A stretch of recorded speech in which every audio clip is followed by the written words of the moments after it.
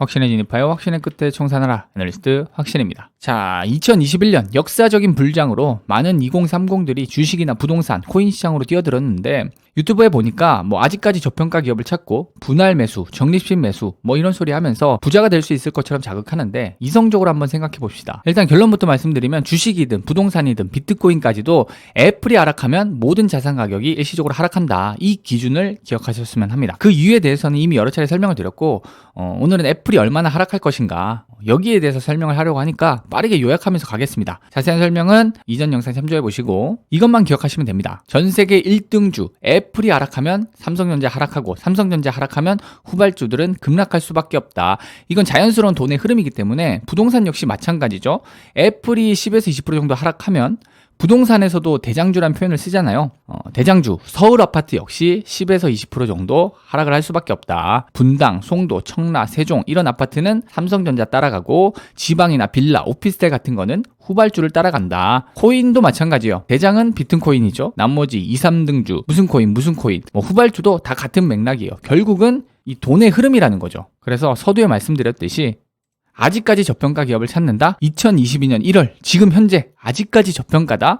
그건 저평가가 아니라 적정평가라는 겁니다. 싼 게 비지떡이라고 싼 데는 싼 이유가 있는 거고 좋은 거는 사람들이 귀신같이 알아요. 그래서 비싸죠. 당연히 비싸겠죠. 그러면 2022년 1월 지금 현재 싼 종목을 찾으려고 하면 안 되겠죠. 왜? 좋은 기업이면 적자 기업이면 다 오르는데 이 와중에 못 오르고 바닥에서 빌빌거린다? 그건 저평가가 아니라 적정평가라는 거죠. 쉽게 말해서 별로 안 땡긴다, 매력이 떨어진다라는 거예요. 부동산 역시 마찬가지예요. 집값이 청정부지로 올라가니까 정부 정책 탓을 하는 사람이 많은데 물론 정책에도 문제가 많지만 전 세계 집값이 다 올랐어요. 수요와 공급, 서울 집값에 수요와 공급이 미치는 영향력은 사실상 제한적입니다. 주식이 수요와 공급 때문에 코스피가 3000포인트까지 올랐나요? 내가 100주를 사면 누군가는 100주를 팔았다는 거죠. 수요와 공급은 동일합니다. 근데 왜 올랐어요? 수요와 공급보다 크리티컬한 이유가 바로 애플 때문이라는 거죠. 애플이 곧 돈의 힘이고 미국이 달러를 찍으면 돈의 힘으로 자산 가격이 올라가는 겁니다. 미국이 달러를 찍는데 이걸 누가 막을 거예요? 이건 어쩔 수 없는 변수라는 겁니다. 전 세계 주식이며 집값이 다 올랐어요. 자, 2008년 서브프라임 모기지 사태 이후로 양적 완화, 미국이 달러를 미친 듯이 풀었고 전 세계 자산 가격이 다 올랐는데 2011년 노무현 정부 때도 집값이 엄청 올랐죠. 좌파 정권이 들어서면 집값이 올라간다는 이야기가 여기서 나오는 건데 그런 우연보다는 이 통화량이 더 설득력이 높을 겁니다. 미국이 달러를 찍으면 빠르게 자산 가격이 상승한다. 그걸 가장 대변하는 지표가 전 세계 1등주 애플이다. 그렇다면 이런 전 세계 1등주 애플이 고점에서 10에서 20% 정도 하락한다면 과연 어떻게 될까요? 돈의 흐름이 멈추고 전 세계 자산 가격이 일시적으로 하락할 수밖에 없다는 거죠.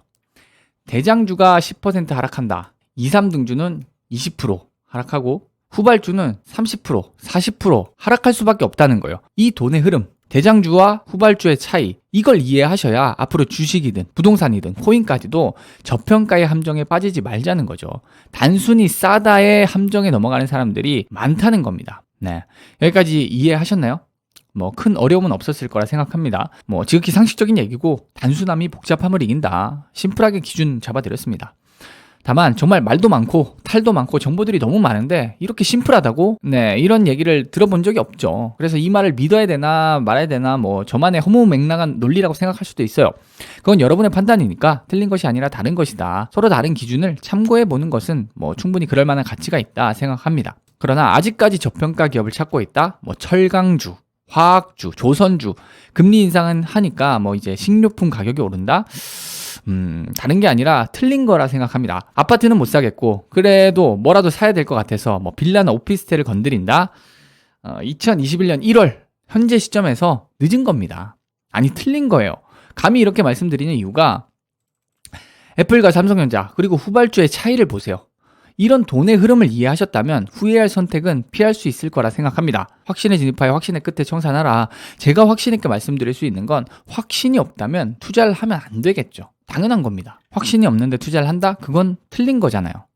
뭐 내가 실거주 목적으로 한 채만 사겠다. 네, 그건 오케이죠. 뭐 삼성전자 5년, 10년, 말 그대로 5년, 10년 이상 장기 투자할 거다. 네, 그건 동의할 수 있어요. 근데 오피스텔에서 평생 사실 건가요? 진심으로 투자 목적이 아니라고 확신하십니까? 그렇게 애매하게 안일하게 생각하면 후회를 한다는 겁니다. 어설프게 공부해서 낱말 듣고 덜컥 투자하느니 차라리 예전처럼 그냥 현금 들고 저축하고 다음 기회를 기다리세요. 확신이 없다면 관망하는 게 정답입니다.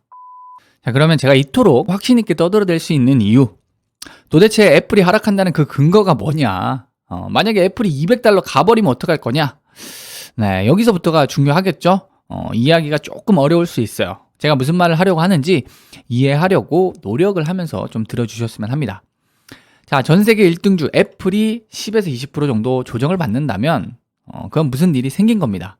지금 뭐 금리 인상 이런 얘기가 나오고 있지만 이건 작년부터 나왔죠. 뭐 오미크론 이제 내성이 생겨서 별로 무섭지도 않아요. 그러면 또 뭐가 있죠? 미중 무역 전쟁, 금리 인상 가속화, 긴축 정책, 법인세 인상, 러시아 전쟁, 뭐가 됐건 닭이 먼저냐 달걀이 먼저냐, 이게 악재가 터져서 하락을 한 건지 하락을 해서 이유를 찾아봤더니 악재가 있는 건지, 뭐 닭이 먼저냐 달걀이 먼저냐, 그게 중요한 게 아니라는 거죠. 결국은 하락을 했다라는 게 중요한 거 아니겠습니까? 그러면 그 하락을 예측할 수 있느냐? 못하죠. 하지만 이것만은 확실합니다. 언젠가는 반드시 애플도 10에서 20% 하락하겠죠. 영원한 상승은 없습니다. 이건 불변의 진리예요. 애플이 어디까지 올라갈지 모르겠지만 결국 갈 때까지 올라가면 10% 20% 정도는 조정이 나온다는 거예요. 그때가 언제인지 어디까지 올라갔다 떨어질지는 모르겠지만 결국엔 내려온다는 거예요. 지금 제가 막 40% 50% 반토막 난다 이야기하는 게 아니잖아요. 코로나처럼 예상치 못한 악재가 터지거나 전쟁이 나거나 유가가 폭등을 하거나 세상 일이 어찌 될지 모르는 거지만 그 와중에도 우리가 예측할 수 있는 이 어느 정도의 구간이 존재한다라는 겁니다. 투자는 철저히 확률 싸움이고 애플이 10에서 20% 정도 조정받을 것이다. 이 정도 구간은 5년, 10년에 한 번 정도 충분히 예측해 볼 수 있다고 저는 생각합니다. 자, S&P 500 평균 PER 차트입니다. PER 정도는 아시겠지만 혹시나 간단하게 설명을 드리면 주가, 주식의 가격을 실적이랑 비교를 한 거예요. 실적이 증가합니다. 그러면 주가도 따라 올라가겠죠. 근데 주가와 실적이 항상 똑같이 움직이느냐? 아니죠. 일시적으로 더 오르기도 하고 덜 떨어지기도 하고 왔다리 갔다리 하겠죠. 그래서 실적은 실적, 주가는 주가, 이 두 개를 이제 PER로 비교해 보는 거예요. PER이 높을수록 고평가, 낮을수록 저평가, 이렇게 이해하시면 됩니다. S&P 500 지수는 미국에서 잘 나가는 500개 기업의 평균 실적을 주가랑 비교한 거겠죠. 이때 일시적으로 슈팅이 나왔어요. 고평가죠. 코로나로 셧다운 터지면서 실적이 급감해가지고 주가도 많이 떨어지긴 했지만 실적이 거의 뭐 적자 수준으로 떨어졌으니까 일시적으로 치솟은 거예요. 그러면 이 500개 기업은 필요가 없고 1등만 기억하는 더러운 세상, 우리도 1등만 집중하겠습니다. 자, 전 세계 1등주 애플의 평균 PER은 20배 정도 됩니다. 평균치예요. 평균. 그런데 한때 30배를 넘었고 지금은 안정화를 찾아서 25배 수준입니다. 여타 기업들은 주가가 빠져서 PER이 많이 떨어졌는데 애플은 주가가 안 빠졌어요. 반대로 실적이 올라가서 PER이 지금 25배까지 왔는데 어쨌든 투자는 확률 싸움이죠. 이 평균보다 높으니까 여전히 고평가 상태라고 볼 수 있는 겁니다. 삼성전자는 20배에서 지금 13배로 떨어진 상태인데 뭐 10만 전자 가자 하다가 주가가 좀 떨어졌어요. 근데 문제는 삼성전자 평균 PER이 12배예요. 이러면 뭐 적정평가 수준 아닌가라고 생각하겠지만 우리는 이제부터 희망회로를 끄고 이성적으로 한번 생각해 보겠습니다. 왜 평균이 평균일까요? 20배를 찍었는데 왜 평균이 12일까요? 12 아래로 떨어진 적이 많으니까 그렇겠죠.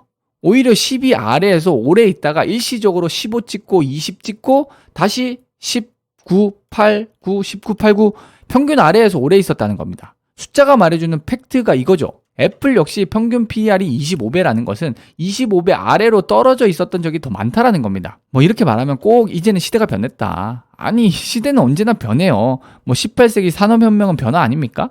복잡하게 생각하지 말고 평균을 보세요. 올해도 인플레이션으로 물가도 상승하고 뭐 최저임금도 상승하고 애플 실적도 계속해서 증가하겠지만 이 실적이라는 게 하루아침에 2배, 3배 좋아질 수 있는 게 아니잖아요. 확률적으로 생각하면 애플 실적이 아무리 좋아져도 수치적으로 이게 10에서 20% 정도? 언제든지 주가가 하락하도 이상하지 않을 만한 수치라는 거죠. 물론 PER이 뭐 30배, 40배까지 급등하지 말란 법이 없죠. 금리 인상 안 해. 돈 더 풀어. 뭐 이런 변수가 생길 수도 있겠죠. 하지만 확률적으로 생각해 본다면 애플이 여기서 10% 20%더 상승하기를 기대하기보다 10% 20% 하락할 가능성을 고려하는 것이 안전하고, 애플이 10% 20% 올라오더라도 지금 애플에 투자하실 거예요? 이 가격에? 그러면 인정. 근데 대부분 비싸서 이거 안 산단 말이죠. 그러면 다른 걸 산다? 그게 이 애플보다 좋을까요? 올라갈 땐 적게 올라가고 떨어질 땐 많이 떨어진다. 이걸 강조드리고 싶은 겁니다. 그리고 과연 여러분이 사려고 하는 그 집이 대장주가 맞나요? 부동산 대장주는 최소 10억, 20억 합니다. 비싸죠? 그래서 후발주를 사겠다? 후발주는 올라봐야 5%, 7%, 떨어지면 20%, 30%예요.